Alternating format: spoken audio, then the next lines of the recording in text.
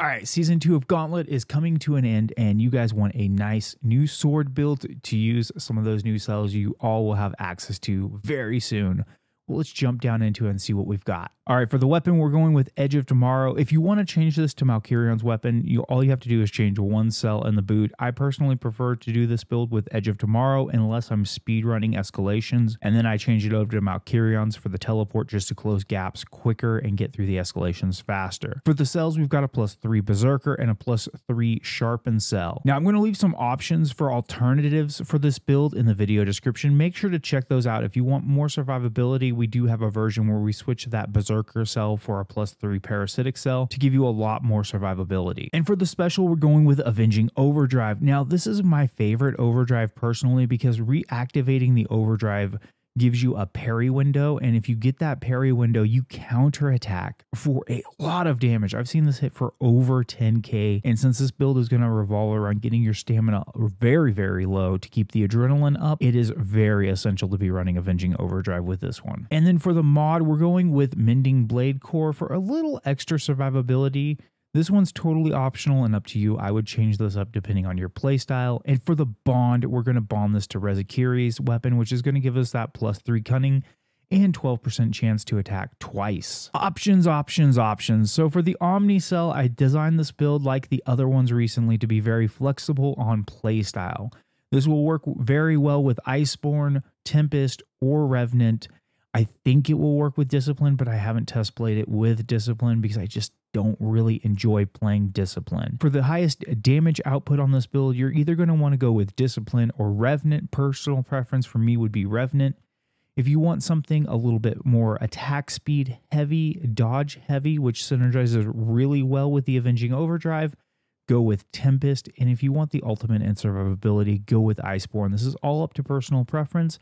I would honestly start playing this build with Iceborne and then work your way up to playing it with Revenant as you get more accustomed to playing with the low stamina that you're going to be using with this build very, very frequently. Now for the Lantern, we're going with Skarn's Defiance. This is going to give us that added survivability, especially when we're playing with Revenant or with Tempest on this build, and we're going to throw a +3 reuse cell in that. Now you can play this build one of two ways as far as your insight cell goes. You can go with the +6 reuse if you don't want to be slurping down the tonics, or go with +6 catalyst for those situations where it's necessary or you already have somebody in your group running +6 reuse, where it becomes very redundant to have two people playing that way. For the helmet, we're going with the good old Dark Watch for +3 cunning, and then we're going to put a +3 Berserker cell in there. For the body, we're going with Scravewing's Jacket. This is going to give us +3 adrenaline, and we're going to throw another +3 adrenaline into it. The heavy attack on sword drains your stamina rapidly, giving you a lot of flexibility to amp up your damage when the behemoth is staggered by spamming your heavy attack. For the gloves, we're going with the Draskell Gauntlets. This is giving us +3 sharpen and another insight cell, where we're going to put either that +3 reuse or the +3 catalyst, depending on the situation. For the boots, we're going with the Chrono Tread boots. That's going to give us +3 pulse, and we're going to throw another +3 pulse cell in it. Now, if you decide to change the weapons up for the Malkirion's weapon, instead of the +3 pulse here, you're going to put a +3 cunning because you're losing 3 cunning on the weapon. For the tonics, this is pretty much the standard flare. We've got the Blitz tonic, the Ether Drive tonic, and the Frenzy tonic. The Frenzy tonic is just some added damage. The Ether Drive tonic is going to help us keep that shield up for when we're playing with stuff like the Revenant Omni Cell or Discipline Omni Cell. And the Blitz tonic is just to get that attack speed boost up a little bit faster so we can start the part breaks for the reuse. For the perks, first up, we have +6 adrenaline. This gives you 3% stacking damage for every 10% of your stamina missing. This is really good, especially if you have some perks in your Slayer's path giving you extra stamina. This can easily get up to a whole 30% extra damage. For our second perk, we're going with Berserker. This is going to sacrifice 300 of our maximum hit points, but give us a stacking damage buff of 3.5 damage for 3 seconds, stacks up to 10 times. So with this one, we can get this one up to 35% extra damage. a little bit better than adrenaline, but it's going to cost us some hit points and it's not going to have as much uptime as adrenaline. For our next perk, we have +6 cunning. This is giving us 10% extra critical strike chance as well as 30% extra critical strike damage. Next up, we have pulse, which synergizes so well with cunning. Every 5th attack is a guaranteed critical strike and an extra 15% critical strike damage. Then we have +6 reuse or +6 catalyst, depending on how you want to play the build. With the +6 reuse, you have a 90% chance every time a part breaks to give every slayer nearby a 20% attack speed bonus for 30 seconds, or if not, it gives you a 10% attack speed bonus for 10 seconds. Now, if you go with Catalyst, that's going to increase the time duration of your tonics as well as increase the effectiveness of your tonics. If you're playing with somebody that already has +6 reuse and you're using this build, say to do Gauntlet, I would recommend switching this out for to Catalyst for the extra bonuses. And if you don't have anybody in the lower tiers of Gauntlet running reuse yet, I would recommend going with the reuse method and then switching to Catalyst later on the harder tiers of Gauntlet. The attack speed bonus is really good early on in Gauntlet when you don't want to have everybody in the party drinking a bunch of tonics just to progress through the first 120, 160 so levels of Gauntlet. And then for our last bonus, we've got +6 sharpen. This is giving you 30% part damage, which is great for getting those part breaks off for reuse. And after dodging an attack, within 5 seconds, your next attack is going to do 100% part damage. Now, this synergizes really well if you decide to play this build with the Tempest Omnicell, but all in all, this synergizes really well with reuse as well. Either way, sharpened on this build is going to help a lot with the part breaks, and I would really recommend giving this a shot if you haven't already.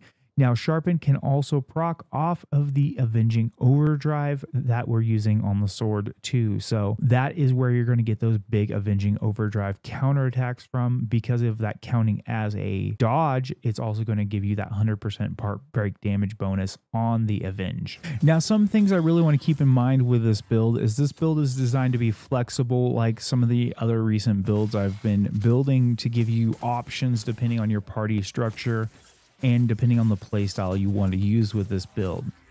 If you're using this build with Revenant, I would probably prioritize Catalyst over reuse in that case for more uptime on your Ether Drive tonic to keep your shields up. Just personal preference on that one. If you're not getting hit too much, you can get away with using reuse on this perfectly fine. This build's a lot of fun to play with Tempest. Like my previous sword build, Tempest is a lot of fun with sword, but I would say that you're not going to gain much damage overall compared to going with Iceborne. Definitely not going to be as high a damage output as Discipline or Revenant on this build, obviously. Something to keep in mind with this build is you are going to be draining your stamina a lot, and the dodges are going to be hard, so playing this build with Discipline is going to be rough. I would definitely recommend giving this build a shot with Discipline if you enjoy that playstyle, because you're going to be getting extra critical strike damage as well as extra critical strike chance from Discipline, plus the bonus from Discipline, because it's giving you a second counterattack mechanic on top of your Avenging Overdrive's counterattack mechanic. So even though you're going to be draining your stamina a lot, once you get used to having those counterattacks in your rotation, you're going to be able to dodge without stamina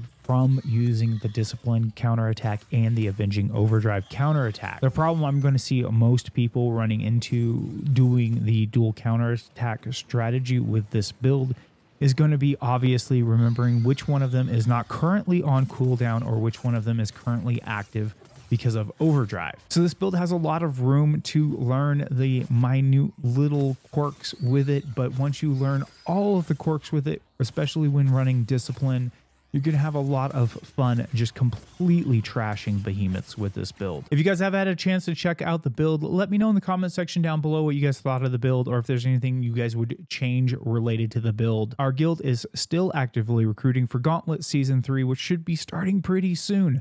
We're very excited about that. We still have a little bit of room left. We're going to stop recruiting after we hit 90 members, and we're getting pretty close to that. If you guys are interested in joining the guild, I have a link in the video description and in the comment section of this video for the social link. In there, you can join the Discord and ask for a guild invite in there if we still have room. Also, in that social link, we're doing the special giveaway for the 500 subscriber special. Make sure to sign up for that if it's still going by the time you guys check out this video. And if you guys are looking for more content related to Dauntless or Wild Hearts, as that game adds more content to it, don't forget to subscribe to the channel. We will have more content coming out on about a weekly basis here, not including the live streams for both games. And if you're a newer player to Dauntless, don't forget to check out this video right up here. It's got some tips and tricks for newer players. And I will see you guys in the next one.